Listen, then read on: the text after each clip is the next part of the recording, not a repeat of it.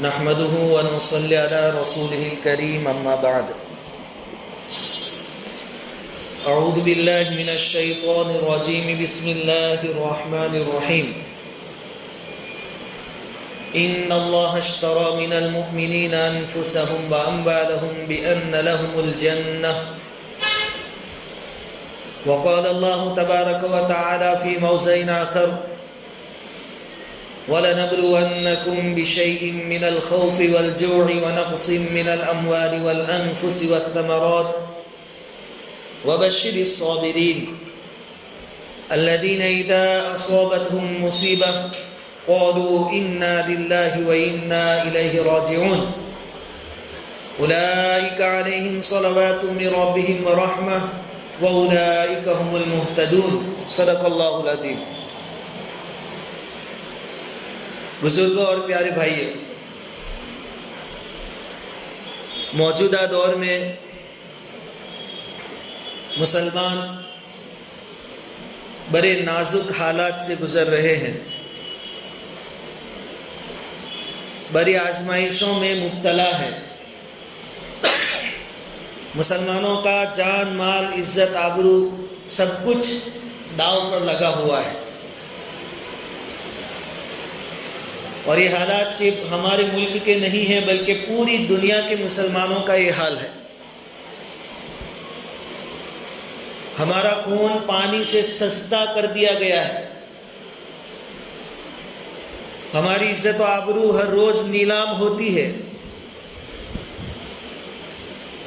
یہ حالات ہمیں اس بات کی دعوت دیتے ہیں کہ ہم سر پر ہاتھ رکھ کر کچھ سوچیں، جس کو خود احتسابی کہتے ہیں، یعنی خود کا حساب لینا کہتے ہیں۔ ہم یہ سوچیں کہ آخر ہم اس مقام تک کیسے پہنچے، کیا وجہ ہے کہ ہمارا پوزیشن یہ ہو گیا۔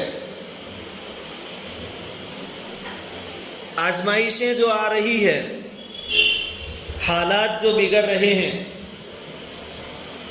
ہر مرتبہ دوسروں کو اس کا ذمہ دار ٹھہرانا اور اپنا آپ کو بری الذمہ سمجھنا، یہ ہمارا شیوا اور طریقہ نہیں ہے۔ یعنی کوئی بھی مصیبت آ جاوے، اس کے بعد ہم دوسروں کو قصوروار ٹھہراوے، دوسروں کا قصور نکالے، اور خود کے بارے میں یہ سوچیں اور یہ سمجھیں اور یہ کہیں کہ ہم نے تو سب کچھ ٹھیک کیا تھا لیکن فلاں نے ایسا کر دیا، قصور ہمارا نہیں ہے، ان کا ہے۔ یہ ہمارا طریقہ نہیں ہے۔ یہ طریقہ بنی اسرائیل کا تھا کہ جب ان پر کوئی مصیبت آتی تھی، آفت آ جاتی تھی، تو وہ حضرت موسیٰ علیہ السلام کا قصور نکالتے تھے۔ موسیٰ علیہ السلام کو جو لوگ مانتے تھے، یعنی اس وقت کے جو مومن تھے، ان کا قصور نکالتے تھے کہ یہ تمہاری نحوست ہے۔ قرآن نے اس کا تذکرہ کیا ہے کہ جب ان کو کوئی مصیبت پہنچتی، یَطَّیَّرُوا بِمُوسَىٰ وَمَن مَّعَهُ، تو وہ کیا کہتے تھے کہ موسیٰ اور اس کے ساتھ جو مسلمان ہو گئے ہیں نا، ان کی نحوست کی وجہ سے ہمارے اوپر یہ مصیبت آ گئی۔ حالانکہ بات ایسی نہیں تھی۔ موسیٰ علیہ السلام کا وجود تو ان کے لیے رحمت تھا، رحمت کا ذریعہ اور سبب تھا۔ یہی طریقہ قریش کا رہا ہے۔ جب قریش پر کوئی مصیبتیں آتی، حالات سے دوچار ہوتے، تو نبی کریم صلی اللہ علیہ وسلم کو اور صحابہ کرام کو اس کا ذمہ دار ٹھہراتے تھے، یہ ان کی نحوست۔ وَإِن تُصِبْهُمْ حَسَنَةٌ يَقُولُوا هَٰذِهِ مِنْ عِندِ اللَّهِ، کوئی اچھی چیز ان کو پہنچتی، نفع پہنچتا، تو کہتے کہ اللہ کی طرف سے۔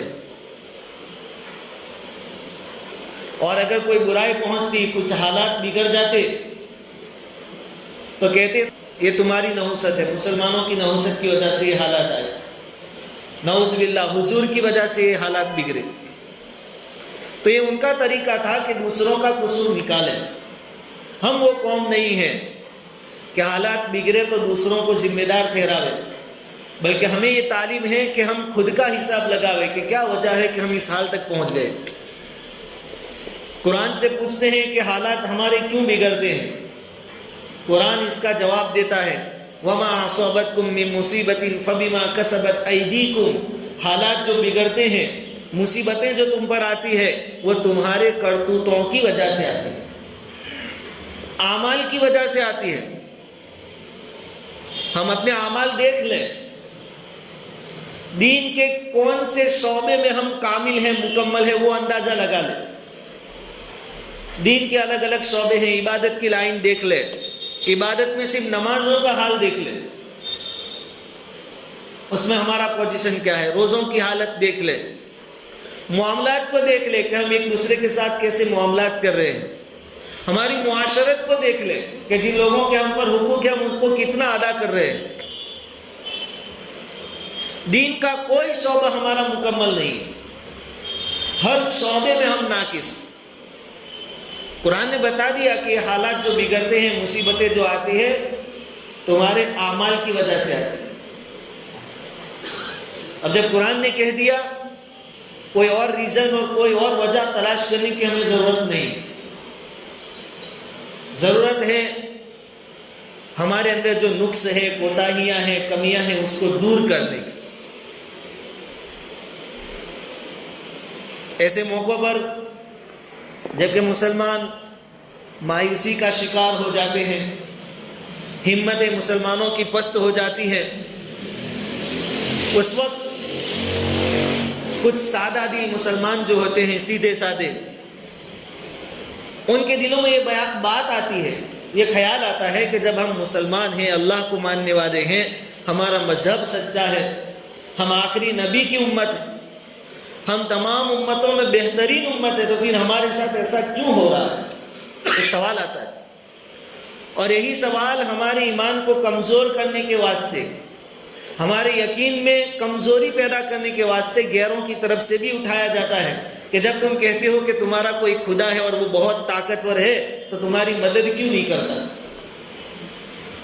تمہارا یہ حال کیوں ہو گیا؟ خدا ہے تو تمہاری مدد کیوں نہیں کی جاتی؟ یہ سوال ہمارے یقین کو کمزور کرنے کے واسطے۔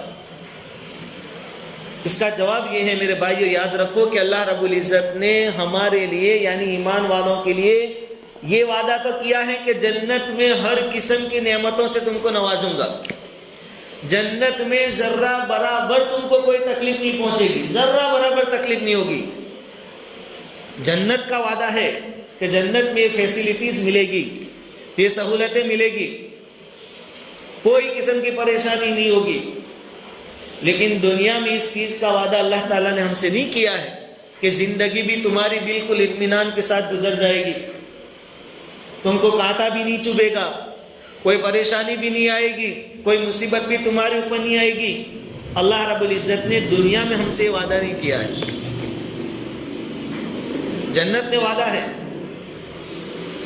بلکہ دنیا کے معاملے میں تو اللہ تعالیٰ نے فرمایا ان اللہ اشتری من المؤمنین انفسهم واموالهم، کہ اللہ تعالیٰ نے مسلمانوں کی جانوں کو، ان کی مال و جائیداد کو جنت کے عوض میں خرید لیا ہے۔ ہماری جان ہماری نہیں ہے، ہمارا مال ہمارا نہیں ہے، یہ سب اللہ کا ہے، اللہ نے خرید لیا، بدلے میں اللہ ہم کو جنت دیں گے۔ جب اللہ نے خرید لیا، اللہ مالک ہے، اللہ جس طرح چاہے آزمائش میں مبتلا کرے، وہ مالک ہے، اس کی چیز ہے۔ ایک اور جگہ پر سورہ بقرہ میں بہت صاف الفاظ میں بڑی تاکید کے ساتھ، بڑے زور کے ساتھ اللہ تعالیٰ نے فرمایا وَلَنَبْلُوَنَّكُمْ، ہم تم کو ضرور بھی ضرور آزمائیں گے۔ ایک تو ہے اللہ تعالیٰ یوں فرماتے ہم تم کو آزمائیں گے، یہاں عربی گرامر کے حساب سے اللہ تعالیٰ نے جو ورڈز استعمال کیے ہیں، جو الفاظ استعمال کیے ہیں، سخت تاکید کے الفاظ کہ ضرور بھی ضرور آزمائیں گے۔ تاکید کے لیے شروع میں لام اور آخر میں نون، وہ بھی تشدید والا، وَلَنَبْلُوَنَّكُمْ، ضرور آزمائش ہوگی تمہاری۔ تو دنیا میں تو ایمان والوں کی آزمائش ہوگی، اور آزمائش بھی مختلف طریقے سے ہوگی۔ اللہ تعالیٰ نے اسی آیت میں اس کو صاف کر دیا، وَلَنَبْلُوَنَّكُمْ بِشَيْءٍ مِّنَ الْخَوْفِ وَالْجُوعِ، کیسے آزمائیں گے؟ خوف کے ذریعے، بھوک کے ذریعے، تم کو ڈرایا جائے گا، دھمکایا جائے گا، دبایا جائے گا، کبھی بھوک کا سامنا ہوگا، کبھی تمہاری جان کے لالے پڑ جائیں گے، لوگ تم کو ڈرائیں گے۔ ایسے وقت میں ہمیں کیا کرنا ہے؟ وہی کرنا ہے جو حضور نے صحابہ کرام نے کیا تھا. جب حضور صلی اللہ علیہ وسلم اور صحابہ کرام مدینہ المنورہ پہنچے ہجرت کر کے، تو یہودی اور منافق اور لوگ آ کر ڈراتے تھے کہ مکہ والوں نے بہت بڑا لشکر تیار کیا ہے، اتنے ہتھیار ہے، اتنے گھوڑے ہیں، فلاں خاندان اور فلاں قبیلہ بھی ان کے ساتھ ہے، وہ آئیں گے یہاں مدینہ اور تمہارا نام و نشان مٹا دیں گے. وَإِذْ قَالَ لَهُمُ النَّاسُ إِنَّ النَّاسَ قَدْ جَمَعُوا لَكُمْ، بہت تیاری ہوئی ہے تمہارے خلاف، فَاخْشَوْهُمْ، ان سے ڈرو. اور تمہارا کیا حال ہوگا سوچو. وَإِذْ قَالَ لَهُمُ النَّاسُ إِنَّ النَّاسَ قَدْ جَمَعُوا لَكُمْ فَاخْشَوْهُمْ، لیکن فَزَادَهُمْ إِيمَانًا، جب لوگوں نے ایمان والوں کو ڈرایا اور ایمان والوں نے اپنے آنکھوں سے ان کا لشکر دیکھ لیا غزوہ احزاب کے موقع پر، الگ الگ قبیلے سب ساتھ مل کر آئے تھے نام و نشان مٹانے. جب یہ لشکر دیکھا فزادہم ایمانا، بجائے ڈرنے کے ان کا ایمان مضبوط ہو گیا. کیا اب اللہ رب العزت نے جو فتح کا وعدہ کیا تھا اب وہ وقت آ چکا ہے. آج کے دور میں جب ہم کو ڈرایا جاتا ہے تو ہمارا ایمان مضبوط ہونا چاہیے. الا ان نصر اللہ قریب، کہ اب قریب اللہ کی مدد آئے گی انشاءاللہ تعالی. ہمیں ہمت نہیں ہارنی ہے، حوصلے ہمارے بلند ہونے چاہیے، کیونکہ ہمارے ساتھ تو اللہ ہے. اللہ ولی الذین آمنوا، ایمان والوں کا دوست اللہ ہے. جان کی آزمائش ہوگی، مال کی آزمائش ہوگی، اولاد کی ہوگی، پھلوں کی قلت ہوگی، ہر طرح سے آپ کو ستایا اور دبایا جائے گا. لیکن اللہ رب العزت نے اس آیت میں کیا فرمایا؟ فبشر الصابرین، ایسے حالات میں صبر کرنے والوں کے لیے خوشخبری ہے. جو ایمان پر جمے رہیں گے، حالات کو دیکھ کر بھی تھوڑا کچھ برداشت کرنے کی نوبت آتی ہے، اس کو خوشی خوشی برداشت کر لیں گے، ان کے لیے خوشخبری ہے. الذین اذا اصابتهم مصیبہ، وہ صبر کرنے والے کہ جب مصیبتوں کے پہاڑ ان پر ٹوٹ جاتے ہیں تو کیا کہتے ہیں؟ انا للہ و انا الیہ راجعون، ہم اللہ ہی کے ہیں، ہمارا سب کچھ اللہ ہی کا ہے اور اسی کی طرف ہمیں لوٹ کر جانا ہے. اولئک علیہم صلوات من ربہم ورحمہ، ایسے نازک اور خطرناک حالات میں جو لوگ ایمان پر جمے رہتے ہیں اور جن کا ایمان مضبوط ہوتا ہے، اس وقت اللہ تعالیٰ فرماتے کہ ان کے اوپر میری رحمتیں ہیں، میری رحمتیں ان پر اترتی ہیں، اللہ کی مدد اترتی ہے.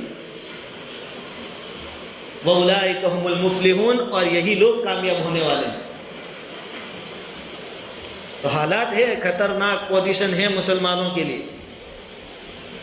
حالات کا آنا کوئی بڑی بات نہیں ہے، یہ تو قرآن نے کہا ہے تو آئیں گے، آتے رہے ہیں، آ رہے ہیں اور آتے رہیں گے.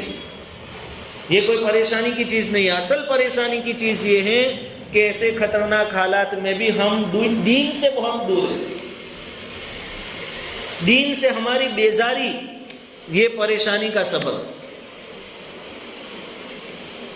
جب ہم قرآن میں اگلی قوموں کے واقعات سنتے ہیں کہ انہوں نے نبیوں کو ستائے، نبیوں نے ان سے کہا کہ اب اتنے دنوں میں اللہ کا عذاب آئے گا تم پر، پھر عذاب کی نشانیاں آنے لگی، بادل چھانے لگے، کالے کالے بادل مندلانے لگے اور عجیب و غریب حالات بننے لگے، اس کے باوجود وہ لوگ ایمان نہیں لائے.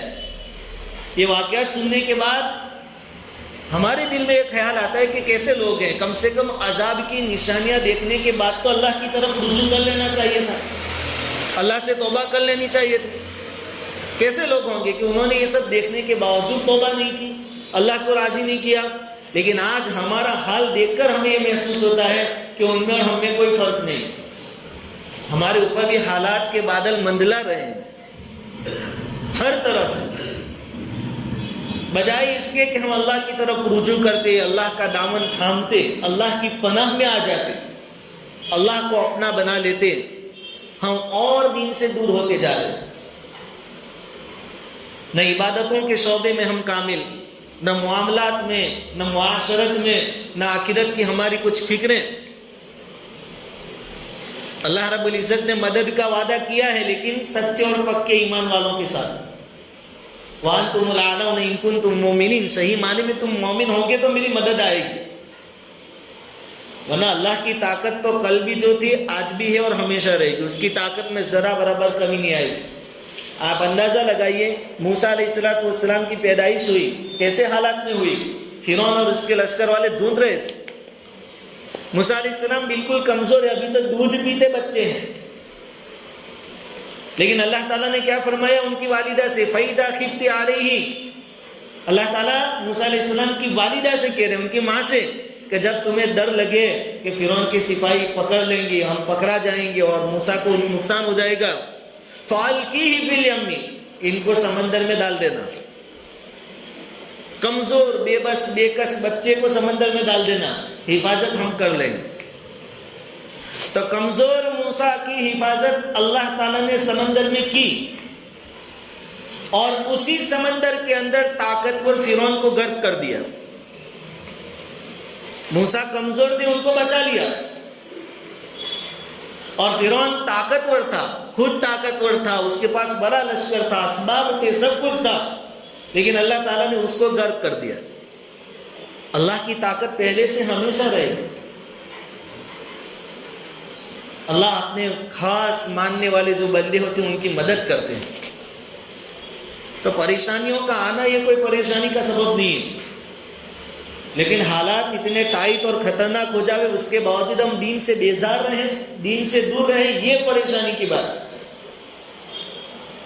عقل مندی اسی میں ہے کہ اللہ رب العزت کو راضی کرنے والے اعمال میں ہم لگ جائیں. پریشانی آئے گی. اگر کوئی آزمائشوں سے دنیا میں محفوظ رہتا تو وہ اللہ کے نبی رہتے. اللہ تعالیٰ کسی کو آزمائشوں سے بچاتا دنیا میں تو نبیوں کو بچاتا, کیونکہ وہ سب سے مقبول اور محبوب بندے ہوتے ہیں اللہ تعالیٰ کے. لیکن ہم جانتے ہیں کہ سب سے زیادہ آزمائشیں انہی کے اوپر آئی, نبیوں پر, اللہ کے برگزیدہ رسولوں پر بڑی بڑی آزمائش آئی. یہ کوئی بڑی بات نہیں, آزمائشیں ہوگی, آزمایا جائے گا, اور زیادہ حالات ٹائٹ ہوں گے. اصل چیز جو ہے وہ اللہ رب العزت کو راضی کرنا ہے. اگر ہم نے اللہ رب العزت کو راضی کر لیا, اللہ کی پناہ میں ہم لوگ آ گئے, تو کل بھی وہی اللہ تھا جس نے فرعون سے موسیٰ علیہ السلام کو اور ان کی قوم کو نجات دلائی تھی. آج بھی وہی اللہ ہے, اور اللہ ہمیشہ سے ہمیشہ رہے. ضرورت ہے اپنے آپ کو سنوارنے کی, اپنے ایمان کو مضبوط کرنے کی. ایمان کے بارے میں ہمارے پاس صرف باتیں ہیں, اعمال نہیں ہیں. اور اللہ رب العزت نے طاقت باتوں میں نہیں رکھی ہے, اعمال میں رکھی ہے. ہم اس بات کی کوشش کریں کہ ایمانی اور اسلامی جو اعمال ہیں وہ ہماری زندگیوں میں آوے. نمازوں کی پابندی ہو, معاملات کی لائن میں ہم مضبوط ہو, معاشرت کے اعتبار سے ہم مضبوط ہو, ہمارے سینے حسد, بغض, دشمنیوں سے پاک اور صاف ہو. رات دن ہم جو بھی کام کرے اس میں پہلے سوچ لے کہ اس سے اللہ راضی ہوگا کہ ناراض ہوگا. تھوڑی مدت تک ہم نے یہ کوشش کر لی اور اللہ کو راضی کرنے والے کام کر لیے, اللہ رب العزت ہماری ڈگری بنا دے گا. اور جس کا حامی اور مددگار اللہ ہو جاتا ہے, پھر قلت اور کثرت کو دیکھا نہیں جاتا کہ لشکر کتنا بڑا تھا اور ہتھیار کتنے تھے. بدر کے میدان میں 313 بغیر ہتھیار کے تھے, اور 1000 کا لشکر ہتھیاروں کے ساتھ تھا. لیکن ان 313 جن کے پاس کچھ نہیں تھا, ان کے ساتھ اللہ کی مدد تھی تو وہ غالب آ گئے. اس لیے کسی نے بہت خوب کہا ہے, تو نہ مٹ جائے گا ایران کے مٹ جانے سے, نشے میں کو تعلق نہیں پیمانے سے, ہے آیا شوری سے تاتار کے افسانے سے, پاسبا مل گئے کعبے کو صنم کھانے سے. کہ تاتاریوں کا جب مسلمانوں پر غلبہ ہوا, انہوں نے اتنا خون بہایا کہ تاریخ میں اتنا مسلمانوں کا خون کبھی نہیں بہایا گیا. لیکن اللہ نے پھر انہی تاتاریوں میں سے ایمان والے پیدا کیے, اور انہی سے اللہ تعالیٰ نے دین پھیلایا. ہے آیا شوری سے تاتار کے افسانے سے, کہ تاتاریوں کی داستان سے یہ بات ثابت ہوتی ہے, پاسبا مل گئے کعبے کو صنم کھانے سے. اللہ اور اس کا دین کسی کا محتاج نہیں ہے. ہم نہیں تھے تب بھی اللہ کا دین تھا, آج ہے تو بھی ہے, کل نہیں ہوں گے تو بھی اللہ کا دین رہے گا. اللہ کو کسی کی کوئی ضرورت نہیں, ہمیں اللہ کی ضرورت ہے. ان اللہ غنی وانتم الفقراء, ہم فقیر ہیں, ہم بھکاری ہیں اس کے در پہ. اس لیے تقاضا ہے وقت کا ہم اللہ کو راضی کریں, ہم اللہ والے بن جائے, اللہ کو اپنا بنا لیں. پھر ہمارے ساتھ اللہ رب العزت کی مدد ہوگی، باقی سب کام اللہ رب العزت سنوار دیں گے۔ ہے آیا شوری سے تاتار کے افسانے سے، پاسبا مل گئے کعبے کو صنم کھانے سے۔ اللہ تعالیٰ کیچڑ میں ہیرے پیدا کر دیتا ہے۔ دین کا کام اللہ تعالیٰ جس سے چاہے لے لیتا ہے۔ ہماری خوش قسمتی رہے گی کہ دین کے خاطر ہمارا کچھ لگ جاوے، جان لگنی ہو جان لگ جاوے، مال لگنا ہو مال لگ جاوے، وقت لگنا ہو وقت لگ جاوے، کچھ لگ جاوے۔ یہ کشتی دین کی بہرحال کنارے تک پہنچنے والی ہے۔ ہماری خوش نصیبی ہوگی کہ ہم بھی ساتھ ساتھ پہنچ جائیں۔ ایسا نہیں ہے کہ ہم نہیں ہوں گے کشتی میں تو کشتی ڈوب جائے گی دین کی، یہ دماغ میں سے خیال نکال دیں۔ دین کی کشتی چلتی رہے گی، ہمارا کچھ لگ جائے،